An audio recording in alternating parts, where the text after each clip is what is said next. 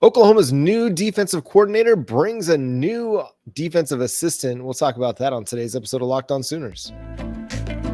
You are Locked On Sooners, your daily podcast on the Oklahoma Sooners, part of the Locked On Podcast Network, your team every day.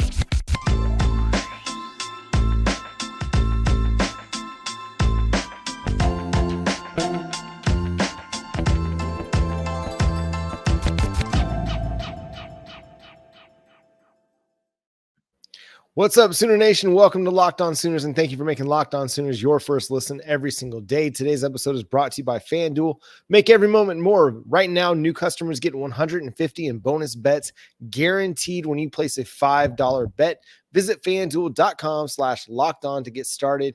My name is John Williams. You can follow me on Twitter at John9Williams. My buddy here is Josh Helmer. You can follow him on Twitter at JoshOnRef. Show is at Locked On Sooners. And Josh, one of the big stories of today is Oklahoma's new defensive coordinator, Zac Alley, bringing a defensive analyst to Oklahoma with him. I think it might tell a little bit about, okay, you're the defensive coordinator, you're the play caller, you're going to get a little bit of say in how we build this defensive staff. I think so too. So if you missed it today, Zac Alley, via Football Scoop, by the way, had the initial report. That's Zach Barnett of Football Scoop. Jacksonville State senior defensive analyst Henry Weinrich expected to join Oklahoma staff in a reportedly similar capacity. So probably joining as a defensive analyst. And I think about different coordinators that you've had in the past. And I'm trying to think of who the name was off the field that was supposedly Jeff Lebby's right-hand man on the offensive side of the football. I think Holisek, right, if I'm remembering correctly. Mm-hmm. And anyways, this to me reads like that defensively, that, okay, here's Zac Alley. He's coming over. There's all these tea leaves out there, John, that he's been, I shouldn't even say tea leaves. There's a lot of reports out there that Zac Alley has essentially been given the keys to the car here defensively for Oklahoma so as to free up Brent Venables to be solely a head football coach instead of a primarily defensive play caller, or at times primarily defensive play caller. And so in that world, if that's where we're existing, then probably it makes sense if Zac Alley says, hey, there's somebody that would really help me do my job effectively, somebody I've worked with here at Jacksonville State. And that name, of course, is Henry Weinrich. So I do think it's another indication that, as it should be, John, Zac Alley is getting some legitimate sway and pull here in terms of how he wants things to operate. And it should be that way, as you mentioned. You know, Brent Venables is going to entrust the defense to Zac Alley and his defensive assistants. These assistants are Brent Venable guys.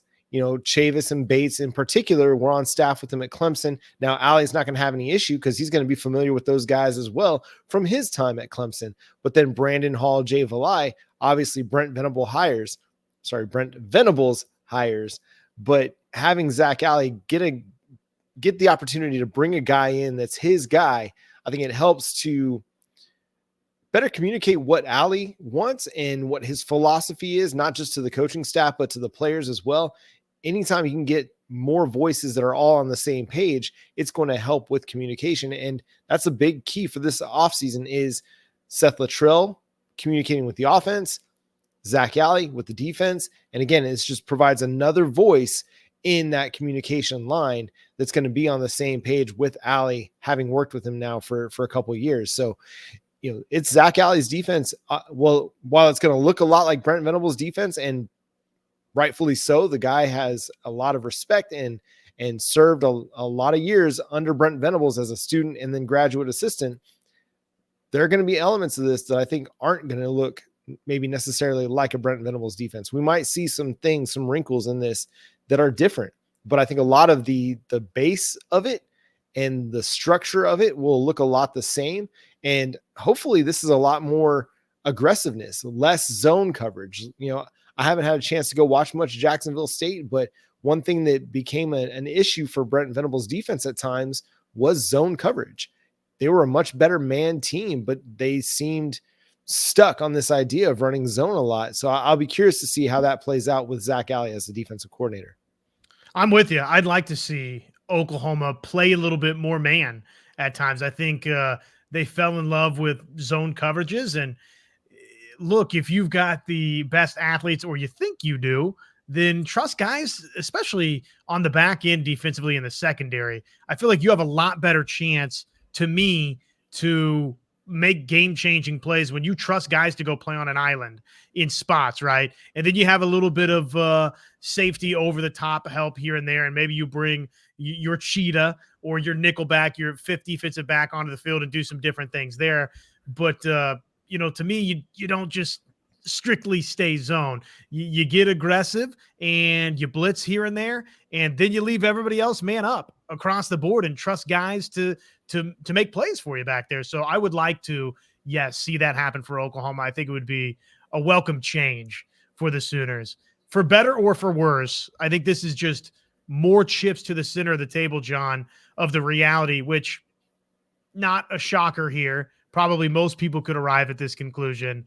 But the Seth Littrell hiring alongside Joe John Finley, and with Zac Alley here and the freedom with which he's been granted, really Brent Venables, how this is ultimately going to turn out for Oklahoma. And there will be, if it's successful, right, another offensive coordinator hire and another defensive coordinator hire. But I do feel like we're at this tipping point to a certain degree. You're entering the SEC. Now you've got the second face at offensive coordinator and defensive coordinator, and three faces if you mix, obviously, Joe John Finley into the OC mix as well. So Brent Venables will be judged based on, do these work out? And this is one more step again in that direction, John, of, okay, I'm putting the chips to the center of the table of, I trust you, Zac Alley. This is your show. And for Brent Venables, let's hope that it's the right decision. Yeah, because every so often, a head coach is going to have to deal with coordinator turnover. That's just kind of the nature of the beast, especially if they're pretty good at what they do. Now, my hope is that Brent Venables creates this culture and this situation where these guys stick around for a little bit, similar to how he did at Oklahoma and how he did at Clemson. And we're not dealing with turnover on a regular basis. But that's just kind of the nature of the beast. Is college football, the coaching carousel is a turnover carousel. You're going to deal with it. But I think there's a lot to like about where they're heading. And there's a lot of really important pieces and foundational pieces on both sides of the ball for these both coordinator hires to work out. And I fully expect them to, especially in 2024. But I mean, even maybe more so in 2025 when, Jackson Arnold's one more year experience. The offensive line is one more year experience. David Stone and Jayden Jackson, one more year experience. That 2024 class that's very defensive heavy has a year under their belt and are able to kind of take significant roles in 2025. But I think it's going to work out even this year. I think we're going to see, because of the returns of guys like Danny Stutzman and Billy Bowman and Woody Washington, Dejon Terry, Jacob Lacey, you've got a lot of veteran pieces that you can work with that are going to help take the defense to another step. And then you brought in some really significant offensive line pieces. They're going to help protect your quarterback and keep that run game flourishing. And you've got all the pieces otherwise offensively to continue to be successful in 2024. I'm with you. Let's hope that's exactly the case. And I think for everybody in the SEC and for Oklahoma and Texas, probably across the nation, it will be amplified a little bit because it's year one in the SEC. And so everybody wants to make that maybe more or less than in reality it will be. But having said that, it is going to be a gigantic year for Oklahoma, for Texas, and really, I think for everybody not named Georgia in the SEC because of what's happened at Alabama and what maybe the pecking order of the future could look like in this league. And obviously for Oklahoma, that means, okay, let's hope that if we're saying 25 is the year where you really take flight, well, let's hope we're 1 year ahead of schedule. And Zac Alley and Seth Littrell and Joe John Finley and Jackson Arnold, all of it together, and the decisions of a Stutzman, of a Bowman, of a Woody Washington to return, you cook it up in the pot, you stir it all together, and it makes a nice little Sooner 2024 stew ahead of schedule, right? That would be important, I think, for Oklahoma's future to win big right now. Why wait to win big. If you can win big right now, even though the realistic, I think, timeline, yes, to some level is okay, maybe it's 25, but why not right now? Yeah, why not? Why not Oklahoma? Why not 2024? There's a lot of really important pieces coming to the Sooners. Several of them got significant bumps in the final 247 Sports player rankings. We'll discuss some of that coming up next here on Locked On Sooners. One of the best weeks in the sports calendar year. Some people say last week with the divisional round, but conference championship weekend, pretty sweet in the NFL when we punch those 2 tickets to the Super Bowl. And so even though the NFL regular season is obviously behind us and we're coming down the home stretch here of the NFL playoffs, there's still time to get in on the action with FanDuel, America's #1 sports book. Right now, new customers get $150 in bonus bets guaranteed when you place a $5 bet. That's $150 in bonus bets, win or lose. One thing I love, they've got the parlay hub, so you can make a parlay in the parlay hub. It's the best way to find popular parlays. So visit FanDuel.com/lockedon. Make your first bet a layup. FanDuel, official partner of the NFL. And all of our recruiting segments here on Locked On Network are brought to you by LinkedIn. Go to LinkedIn.com, use promo code Locked On College or LinkedIn.com/Locked On College to post your job for free. Terms and conditions apply. Josh, several prospects got bumps in the final 247 Sports recruiting rankings. Most notably, Eugene Brooks. I mean, the dude jumped 76 spots, or was it 76 spots? Yeah, 76 spots to number 73 overall. And I think this is just kind of following the same line of the ascension we've seen through the All-Star season. I mean, he had a really good showing at one of the All-American weeks, and the guy just continues to impress more and more and more. And he's a name that you continue to hear as a true freshman that could come in and make an impact along the offensive line in 2024, a la Caden Green from last year. Yeah, we'll see if he's that type of talent or if Eddie Pierre-Louis is that type of talent. Really anybody, right? I mean, what Caden Green did was pretty remarkable to do by midseason, and that's not to just toss a bunch of flowers at somebody that obviously decided Oklahoma was not the place to be anymore for a variety of reasons, it sounds like. But it is rare that a true freshman along the offensive line does that. So I'm not counting on Eddie Pierre-Louis to do that.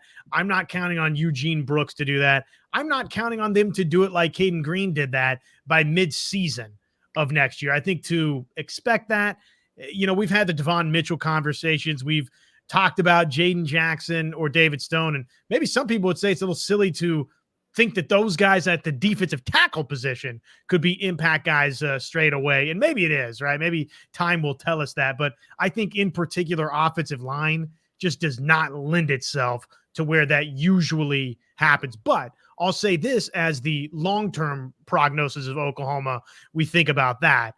It's this changes the way I think we're going to feel about this class now that he's jumped up to number 73 overall. That's a big time leap from being 149, legitimate blue chipper now, according to 24/7 Sports. So to add that type of reputation coming in with Eugene Brooks, I think is important because this was kind of the lone position group in this signing class that for the bulk of the recruitment period was, hey, what's going on along the offensive line? And then, of course, the Caden Green decision, some happenings, NFL decisions, natural attrition to the league, and folks deciding, I don't want to, I'm not going to use one more year of college eligibility, kind of led everybody down the corridor of, okay, I'm pretty concerned about where Oklahoma's offensive line is, right?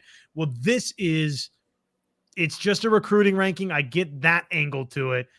But it's a significant reception from those that judge offensive linemen out there and judge recruits out there. So it's a legitimate bump. And in terms of the future of Oklahoma, it does make me feel a little bit more comfortable about how they've evaluated in this class. As they finished the 2024 recruiting cycle, I felt a lot better than maybe a lot of people did because of Eugene Brooks and Eddie Pierre-Louis and even Daniel Akinkumi. That's an underrated prospect. along the offensive line that you're bringing in, and even an Isaiah Autry and a Josh Isosa. Like, these are underrated prospects in my opinion, but you're going to have time to develop these guys and you're going to have opportunities to work and develop them. But yeah, with Eugene Brooks and Eddie Perry-Louis, you got a couple guys that physically they're pretty much ready to roll. Obviously they're going to get stronger and quicker in the offseason program, and they'll have to learn the playbook and all that. But physically and size wise, they're not having to come in and gain 20 pounds to be able to go play football. No, they're pretty much ready to go on that front. Now, will they be ready to go? Will Bill Bedenbaugh trust them to go and take significant snaps next fall? We'll see. Who am I to question Bill Bedenbaugh? I believe they'll figure it out. But you got some talented guys, at least, that are going to be part of that 2 deep, 3 deep conversation and are going to be very competitive in spring ball and fall camp, trying to earn snaps as well. Another guy that made a significant bump in the 247 Sports recruiting rankings was one Jayden Jackson, got a 17 spot jump from number 206 to number 189. This is my favorite player in the class. I've been saying it for more than a year, and this was the guy I was most excited to land. Yes, I know David Stone is a part of this class as well, but Jayden Jackson was the one that, if I could pick any prospect in America, this was the guy that I wanted, because you can't find 300-pound dudes in high school that move as well as he moves and are as strong as he is and just wreak havoc along interior offensive lines. Jayden Jackson, I think, is going to continue to, I still feel, top 200 is a little bit underrated for the guy, but when you play one tech, you play that nose tackle position, a lot of times you're going to fly under the radar. But again, I'm just happy he's on campus and he's going to be an Oklahoma Sooner, because again, I said it in yesterday's episode, I'm very, very high on him. I think we're going to have very high opinion. We're going to have a very high opinion of who he was or who he is by the end of his career. He's going to be one of the best that ever played defensive tackle for the Oklahoma Sooners. I'll double down on that tonight too, because he's just so quick and he's so strong. And so putting him in the middle of your defensive line, it's going to open things up for everybody else on the defensive line, because centers are not going to be able to handle him. Well, I would imagine the social media reception was positive to your take that these two guys, Jayden Jackson and the other name on this list that also saw some nice late recognition. I'm reading your piece as we speak. Everybody should go check out John's work and John and the crew's work over at Sooners Wire. That's SoonersWire.com, part of USA Today, the College Wires network. David Stone ascends to number 1 among defensive linemen in the nation in the 2024 class.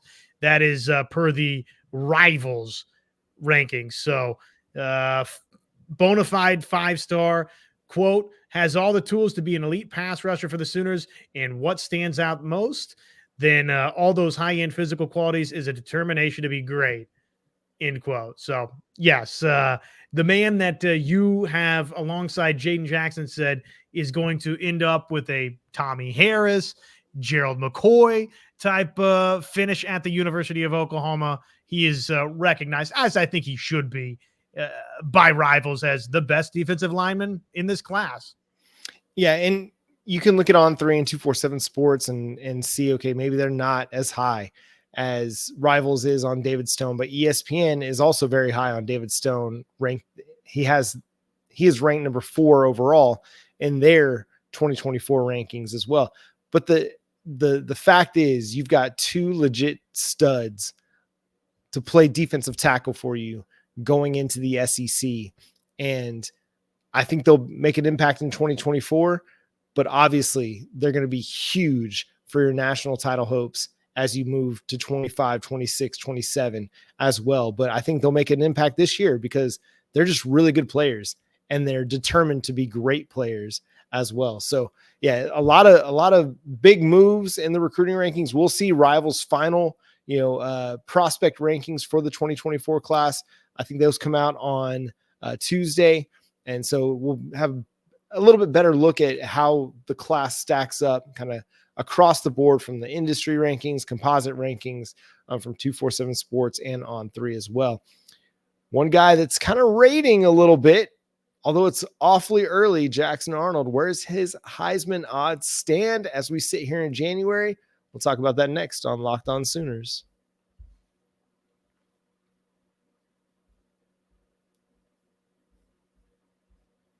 It is never too early to talk Heisman buzz because, why not? You're at the University of Oklahoma. You play quarterback. Obviously, you're going to be in the Heisman conversation because Oklahoma is Heisman quarterback U with Jason White and Sam Bradford and Baker Mayfield and Kyler Murray. And if we want to go to finalists, we got Josh Heupel, we got Jalen Hurts, just Adrian Peterson, D.D. Westbrook, all these guys that were Heisman contenders during their careers or won the Heisman during their career at Oklahoma. Jackson Arnold, if he is the player that everybody thinks he's going to be, that I think he's going to be, then he will be in Heisman conversation. It's just a matter of how serious will that conversation be in 2024 versus 2025. It basically boils down to the team's success for Oklahoma, and obviously how that relates to his statistical numbers. If he leads Oklahoma to an SEC championship, he's probably going to win the Heisman, right? I mean, because that would mean that you're obviously getting a bye in the college football playoff, and I just don't see how Oklahoma accomplishes that without a really, really substantial season from Jackson Arnold. So, yeah, he should be on the short list. I'm not surprised that he is, but obviously he's not right there to the top of the board either. He's a little ways down the board with some medium range odds from FanDuel Sportsbook. Yeah, so Josh, you had those odds in front of you. I couldn't find them. I've got them. So Carson Beck of Georgia, Quinn Ewers, obviously of Texas, they're the favorites. This, again, courtesy of FanDuel Sportsbook, our friends at FanDuel Sportsbook. Carson Beck and Quinn Ewers, I'm going to round down here. They're 7-1 odds to win the Heisman Trophy. Those are your two favorites. Dylan Gabriel is next in line at 10-1. Then you've got Will Howard, now of Ohio State, and Jalen Milroe with Alabama, both 12-1. Nico Iamaleava at 15-1. And then this is kind of an intriguing man to be paired with. Jackson Arnold, Jackson Dart, both 18-1, as is Garrett Nussmeier. Fafita, 20-1. Riley Leonard, 20-1. Cam Ward, 20-1. Connor Wiegman, 20-1. So those are the initial numbers from FanDuel Sportsbook. So, all things considered, what would you say? I mean, pretty high odds to begin for somebody that's made one career start. Yeah, I would think so too. I mean, if I were kind of ranking them myself, I'd probably have Arnold behind Fafita, although they're dealing with the quarterback turnover. Being in the Big 12, I think is going to give Fafita a chance to keep himself in the Heisman discussion. So that's fascinating to me. The Quinn Ewers part, maybe we'll see. They got a lot of turnover at the skill positions. Dylan Gabriel, that's really juicy. If they go and they contend for the Big Ten title or win it, then he could very well earn himself a Heisman Award. Will Howard, I just don't see it. I mean, he's a good quarterback, and maybe going and paired with Ryan Day. I just think they're going to run the football a ton now that they got Judkins from Ole Miss and Travion Henderson stuck around. I just feel like they're going to be very, very run heavy. And I feel like it's been a long time since we've seen an offense be a run heavy offense and the quarterback go win the Heisman. Maybe back with Tim Tebow, you know what I mean? Like, you'd have to put up 15 to 20 rushing touchdowns as the quarterback, I think, to be the Heisman. Although you go back to Jalen Hurts' year, and if it wasn't for Joe Burrow and just the incredible season LSU had, Jalen Hurts made a great case to be the Heisman winner that year. So Will Howard, it's reasonable. Jalen Milroe, I think it's also reasonable. Kalen DeBoer, I think he's going to put Milroe in some really good situations to throw the football. So I really don't have much issue with where Arnold's at. I'm actually a little bit higher on Jackson Dart than maybe most people are. I think just another year with Lane Kiffin in that system and the weapons that they've got at Ole Miss, they're going to be a contender in the SEC. just a matter of, can they stay a contender late into the season and give him enough Heisman buzz to ride that, through the SEC title game? Can they make it to the SEC title game? That's going to be the fascinating part. But for Arnold, I mean, a lot of it's going to come down to how well does the offensive line block, and does he protect the football? Was the Alamo Bowl the aberration that we believe it to be? Again, I think those 6 turnovers, or at least 4 from Jackson Arnold, you're not going to see that even in the SEC. You're not going to see that from Jackson Arnold. But if everything goes right, why not Jackson Arnold? Just like Oklahoma contending for the national championship or the SEC title in 2024, why not Arnold for the Heisman in 2024? Well, and new kid on the block syndrome, I do think helps you with this award. Carson Beck and Quinn Ewers, it's going to be hard for those guys to win it because Quinn Ewers is an established name in college football, right? And oh, by the way, now he's working in a number of different skill weapons, which could still be great. They've had a terrific, Texas has transfer portal haul, and yet the expectation, the bar for him, again, for you go back, Heisman Trophy winners, a lot of times it's sort of like those medium range odd guys that win it, and not the favorite at the beginning of the season, because it's media, remember, that decides this thing, and the expectation is that Quinn Ewers is going to go win the Heisman Trophy, right? So that, I think, can kind of work against him a little bit. In some ways, maybe it shouldn't, but he's going to have to, I think, have a more impressive season, so to speak, than maybe even a Jackson Arnold would have to have, because again, relative to sort of the expectations going in. Same thought about Carson Beck, though. I think George is going to be really, really good, and that might be just the one ingredient that means he's, going to win the Heisman Trophy. Gabriel, though he's an established name, same with Will Howard too, established name, but in a new place. So it's like the media sort of gets caught up in that, I think, a little bit. I think that helps those guys in terms of this award a little bit. The interesting thing for Jackson Arnold is you look at the list and, okay, Beck, you won't see, but maybe you will, right? In an SEC championship game, if this is going the direction of Arnold winning the Heisman Trophy or being a legitimate contender for it. Ewers, we know you're going to see. Milroe, we know you're going to see. Nico Iamaleava, we know you're going to see. Dart, you're going to see. So it's almost like Newsmeyer. Right. Everybody on this list, for the most part, you've got a chance to, if you go win these games and for the most part take care of the football and play well, I mean, you're going to be in front of most of these guys on this list, even though it's not always, okay, did you win every game and the statistical numbers are great? Because sometimes it has been the statistical numbers are too good to turn away, a la Jayden Daniels this last year and RG3, a decade or more ago. So there's been a couple of occasions where it's not totally tied to winning, but usually that's a pretty serious component as well, right? And so Jackson Arnold's kind of got a chance now, being in the SEC, to just go win the award by virtue of beating everybody else on the list. And that's the expectation. That's the standard that's at Oklahoma, is you're going to go win games, and your quarterback, who's a 5-star quarterback, Gatorade National Player of the Year, Elite 11 MVP, he's going to go put up some big time numbers along the way. Will it all happen? Cannot wait to find out. Still got 9 months to go. On tomorrow's show, we're going to talk about JT Gasso getting the bump to associate head coach for OU softball. We'll dig in on some men's hoops as well, with a big time matchup with the Texas Longhorns on deck. And we'll discuss what went down at the Lloyd Noble Center on Tuesday night. But until next time, he's Josh Helmer. Follow him on Twitter at JoshOnRef. I'm John 9 Williams. On Twitter, I'm John 9 Williams, but I'm also John Williams. Follow the show at Locked On Sooner. Subscribe wherever you get your podcast. He's Josh. I'm John. Boomer Sooner.